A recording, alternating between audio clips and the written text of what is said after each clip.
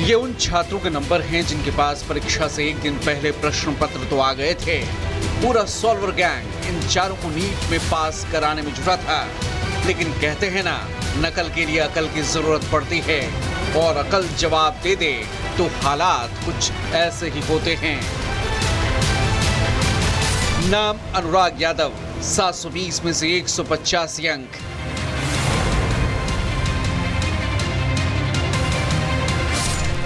आयुष राज, 720 में से 300 अंक।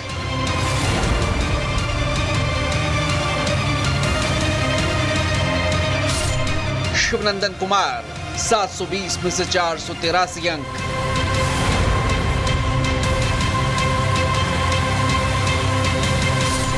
इन चारों छात्रों ने डॉक्टर बनने के लिए शॉर्टकट की तैयारी कर ली थी। 40-40 लाख रुपए में प्रश्न पत्र भी खरीद लिया था, और खरीदे प्रश्न पत्रों के जवाब भी उन्हें मिल गए थे। बस अब रट्टा मारना था और डॉक्टर बनने की दहलीज पर पहुंच जाते। लेकिन 24 घंटे में ये छात्र प्रश्न पत्र को पूरी तरह से याद ही नहीं कर पाए, और डॉक्टर बनने का सपना चकनाचूर हो गया। अब इनकी हालात ना माया मिली न राम जैसी हो गई है।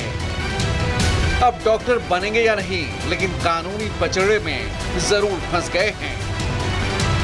पेपर लीक मामले को लेकर पुलिस की तफ्तीश तेज हो गई है।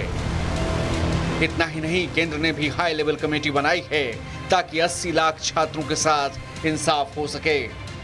मैं आपको यह भी सूचित करना चाहूंगा, सरकार एक हाई लेवल कमेटी गठन करने जा रही है, जो इस बार प्रकरण में एनटीए के संबंध में, मैंने पहले भी कहा है, एनटीए के संबंध में कई विषय सामने लाया है। एनटीए की स्ट्रक्चर, एनटीए की फंक्शनिंग, एग्जामिनेशन प्रोसेस, ट्रांसपेरेंसी और डाटा सिक्योरिटी प्रोटोकॉल को और इम्प्रूव करने के लिए उस उच्च स्तरीय कमेटी से रिकमेंडेशन अपेक्षित रहेगी। वैसे पेपर लीक का ये मामला बिहार के पूर्व डिप्टी सीएम तेजस्वी यादव की दहलीज तक पहुंच चुका है। आरोपियों में सबसे ऊपर तेजस्वी के पीए का नाम सामने आया है।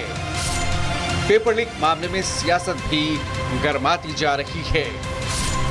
आरोप प्रत्यारोप का दौर जारी है, लेकिन इतना तय है कि इस बार न सॉल्वर गैंग बचेगा, न ही सॉल्वर गैंग के मददगार। Bureau report, Republic Bharat. तो नीट पेपर लीक मामले में रोजाना नए खुलासे हो रहे हैं, एक के बाद एक कड़ियां जुड़ती हुई दिखाई दे रही हैं। अगली खबर के लिए रुक करते हैं प्रियंका का। बिल्कुल, देखिए, नीट पेपर लीक मामले को लेकर हर रोज नए खुलासे हो रहे हैं। इस पूरे मामले में संदिग्ध लोगों से पूछताछ की जा रही है, और पूछताछ के बाद जो बातें सामने आ रही हैं उससे ये तस्वीर साफ है कि इस पेपर लीक मामले में किस तरह से इतना बड़ा नेक्सस काम कर रहा था, जो अब बेनकाब हो चुका है। इसी से जुड़ी हुई ये रिपोर्ट दिखाते हैं।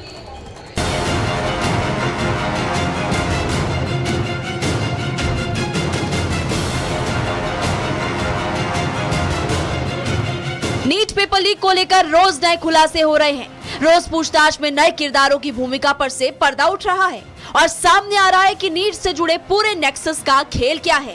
पहले सिकंदर यादवेंदु, उसके बाद किंगपिन अमित आनंद और नीतीश कुमार के कबूलनामे के बाद ये साफ हो गया था कि कैसे इस पूरे खेल की सेटिंग, कैसे बच्चों तक पेपर पहुंचाया गया। लेकिन अब छात्र आयुष राज और उसके पिता अखिलेश ने जो बताया, वो जानकर सब हैरान हो चुके हैं। पूछताछ में छात्र आयुष राज ने बताया, मैं नीट की तैयारी के लिए कोटा गया था। मेरे पिता ने मुझे कोटा से वापस आने को कहा। पिता ने कहा परीक्षा पास कराने की सेटिंग हो गई है। कोटा से पटना आने पर हम सिकंदर के पास गए। वहाँ मुझे सवालों के उत्तर याद करवाए गए। इस बारे में पहले से मुझे कोई जानकारी नहीं थी। परीक्षा देने के बाद मुझे पुलिस ने पकड़ लिया। आयुष राज के कबूलनामे के बाद अब सवाल उठता है कि आयुष का पिता अखिलेश इस पूरे नेक्सस तक कैसे पहुंचा, कैसे अखिलेश इस पूरे खेल में मोहरा बना, जिसका जवाब भी अखिलेश ने पुलिस की पूछताछ में दिया। अखिलेश ने बताया कि मेरी सिकंदर से पहले से दोस्ती थी। सिकंदर को कोटा में बेटे के नीट करने की बात बताई।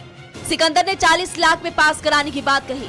मैंने सिकंदर की बात मान ली, सारे कागजात दिए। सिकंदर आयुष को उत्तर याद करवाने के लिए लेकर आया।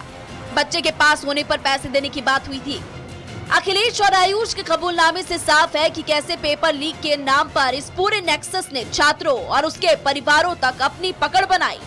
हालांकि अभी तक इस पूरे मामले में कई और कहानी जुड़ना बाकी है। पुलिस सूत्रों के मुताबिक जांच के दौरान जिस अतुल वत्स और अंशुल सिंह का नाम सामने आया था वो अब पुलिस के रडार पर है।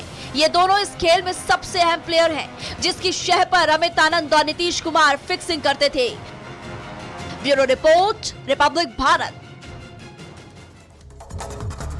आगे बढ़ेंगे, अगली खबर का रुख करते हैं जो कि दिल्ली से है। आपको बता दें कि दिल्ली हाई कोर्ट में अरविंद केजरीवाल की जमानत रोकने की जो सुनवाई है, लगातार उस याचिका पर सुनवाई जारी है। आपको बता दें कि ईडी की ओर से साफ तौर पर यह कहा गया अपनी दलील देते समय कि निचली फैसला है वो काफी चौंकाने वाला है। ये ईडी की तरफ से कहा गया कि निचली अदालत का आदेश चौंकाने वाला है। हमारे पास घूस का दावा करने वाला बयान भी है इस पूरे मामले को लेकर। तो केजरीवाल की रिहाई को लेकर ईडी ने हाईकोर्ट का रुख किया, जिसे लेकर आम आदमी पार्टी लगातार सवाल खड़े कर रही है। हालांकि ईडी ने साफ कहा है कि 100 करोड़ की घूस देने का भी बयान यहां पर दिया गया है। तो ये तमाम बयानों और सबूतों के आधार पर ही इस गिरफ्तारी को अंजाम दिया गया था। लोअर कोर्ट इसे प्रेसिडेंट ऑफ क्राइम नहीं मान रही है, ये ईडी की तरफ से कहा गया। हालांकि अभी आपको बता दें कि सुनवाई लगातार जारी है। इस मामले पर रोक लगाने के लिए ईडी ने हाईकोर्ट का रुख किया है, जहां पर इस वक्त सुनवाई चल रही है।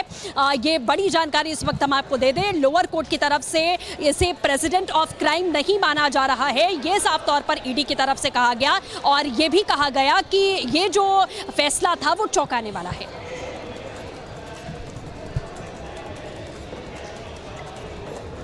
और इसी खबर पर हमारी सहयोगी सुजाता लगातार हमारे साथ बनी हुई है। सुजाता, ईडी की तरफ से ये कहा गया कि लोअर कोर्ट में उनका पक्ष नहीं सुना गया, लेकिन हाई कोर्ट में लगातार वो तर्क अपने रख रहे हैं, अपनी दलीलों को रख रहे हैं। ऐसे में अब से कुछ देर में ही फैसला सामने आ जाएगा कि आखिर अरविंद केजरीवाल को जमानत मिलती है या रोक लगती है। फैसला कुछ देर में आएगा या नहीं आएगा, ये तो सुप्रीम कोर्ट किस तरह से इस सुनवाई को लेता है उसी पर निर्भर करता है। फिलहाल ईडी की तरफ से अपनी दलीलें दी जा रही हैं और खास तौर पर इसमें जो धारा 45 है पीएमएलए की, वो लगातार केंद्र में बनी हुई है। एक बार फिर दर्शकों को समझा दें कि दरअसल धारा पीएमएलए की जो 45 है उसी के तहत इस मामले में गिरफ्तारी होती है। इसी की वजह से ये पूरा जो पीएमएलए का केस है वो इतना स्ट्रॉन्ग बनता है। इसी के तहत ये मौका मिलता है कि ये यानी बिना किसी सबूत के, बिना किसी वारंट के भी जो आरोपी पर शक होने पर उसे गिरफ्तार किया जा सकता है। और जमानत की सिर्फ 2 ही शर्तें होती हैं कि कोर्ट को ये स्पष्ट तौर पे लगना चाहिए कि ये जो व्यक्ति है इसके खिलाफ कोई सबूत नहीं है इसको अपराधी साबित करने के लिए, और ये जमानत पर कोई गड़बड़ी नहीं करेगा। उसी बिना पर निचली अदालत ने जमानत दी अरविंद केजरीवाल को। लेकिन